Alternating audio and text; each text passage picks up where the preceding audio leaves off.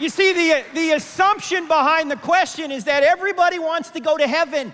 That is not true. Who's in heaven? Jesus is in heaven. There are people running from Jesus right now. Do you think God is going to be so unloving that he's going to track them down and force those people into his presence against his will? That would be unloving. In fact, I asked the audience that night at University of Michigan. I'll ask you right now. You be the audience. Ladies, have you ever had a man pursue you whom you did not want to date? Some of you are going, yeah, and he's sitting right next to me right now. He will not leave me alone. It's amazing. Whenever I ask that question, the ladies always giggle and the men look at their shoes. Is she looking at me right now? All right, ladies, suppose he pursues you, he asks you out on dates, and you finally just get tired of it and you go, look, I like you, but only as a...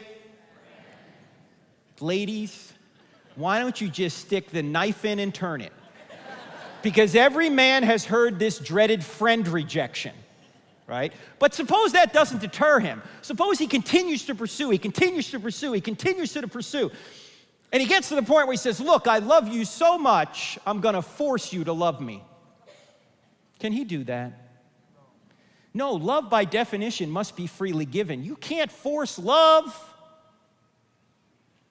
Now, if he truly did love you, what would he do? He would leave you alone.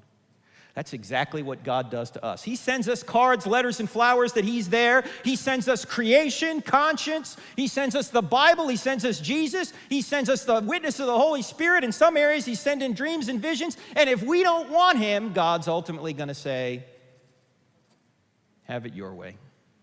Paul talks about this in Romans chapter 1. He says that God will give you up to your own desires. That's what a loving God does. Even an all-powerful God can't cause free creatures to love him. It's a contradiction. You can't force freedom.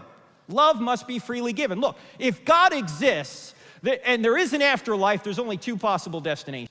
You're either going to be with God, which is heaven, or you're going to be without God, which is hell. What is hell?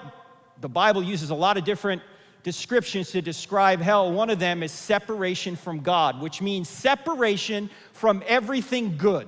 Imagine a place where there is none of God's goodness. None of it exists. So there's no love, there's no relationships, there's no pleasures, there's no progress, there's no future, there's nothing to look forward to. There's just stone cold self-absorption and narcissism.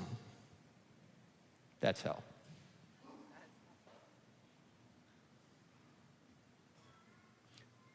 God can't force you into heaven against your will. C.S. Lewis said it very well. He said, there are only two kinds of people in the end.